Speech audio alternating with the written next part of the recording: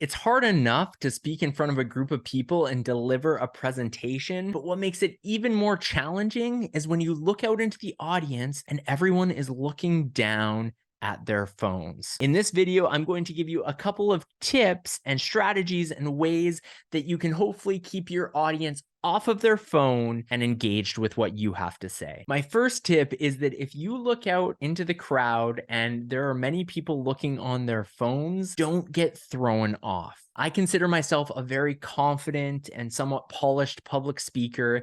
And yes, there are many times, in fact, probably every time I speak to an audience where some people, when I look around, are on their phones. And of course, it's a goal of mine to have everyone off their phone and engaging and making eye contact with me. But let's face it, it's just a reality of the world we live in. People are conditioned to be checking their phones on a regular basis. And the other thing is that it might not even be a bad thing. Sometimes people are on their phones taking notes about what you're saying. So just because somebody's looking down, it doesn't mean that they're not still engaged in what you're saying. Now that you're not thrown off by people being on their phones, the next tip in order to get fewer people looking at their phones is to incorporate vocal tone and variety as well as body language. If you are interesting on stage, you're making movements, purposeful movements, you're increasing your voice, and you're bringing down your voice at strategic times, that is interesting. If an audience member is sat there and they hear these changes or they look up and they see you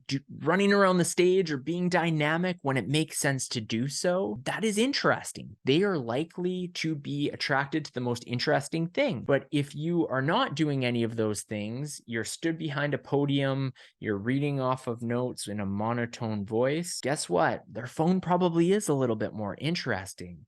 So it's important for you to incorporate vocal variety as well as body language to keep your audience's attention and break away from the norm. The third tip, and this one's so huge, friends of the channel, you've heard me say this many times before, that is to incorporate humor early. The earlier you can get your audience to laugh within your speech, the quicker they're going to decide that you are an interesting and entertaining person and that they probably want to pay attention for the rest of the speech. And it's going to relax them, but also it's going to relax you, because I can tell you it's one of the greatest things when you're on stage and you hear laughter from the audience. It's this little shot of adrenaline and encouragement and confidence, and it will give you the strength to keep going with even more confidence throughout the rest of your speech. Some of my favorite speakers not only add in the humor early, but they sprinkle it periodically, almost strategically throughout their speech. Every 1 to 2 minutes, they'll have something that they say that again gets the audience to chuckle. And the more times you're able to incorporate humor, the audience is going to stay engaged because they don't want to miss the next funny thing that you say or expression you have on your face. So humor is such an important tool to use when speaking. The fourth tip to keeping your audience off of their phones is to spread eye contact throughout the room. That's difficult sometimes. It's not easy to look people in the eye or look directly where their eyes are if they're looking down at their phone, but by continuing to do that, when those people look up from their phone and catch eye contact with you, there's almost this level of accountability that's in place where they know, uh-oh, the speaker's watching me. They made eye contact with me.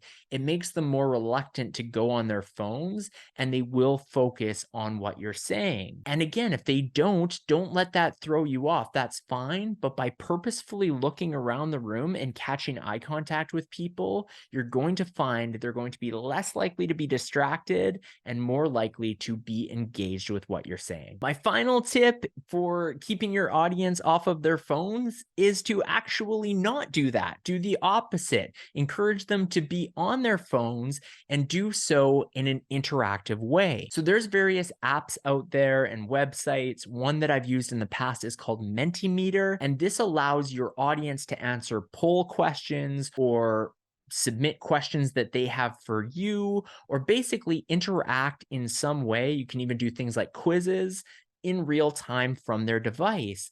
And if you are encouraging them to participate on their device, even though their heads are down and they're looking at their phone, at least you know it's because it has to do with your presentation. You are keeping them engaged that way. And some of the best presentations I've seen are ones that encourage that interactivity from the audience. Interactivity, is that the right word? Interactiveness.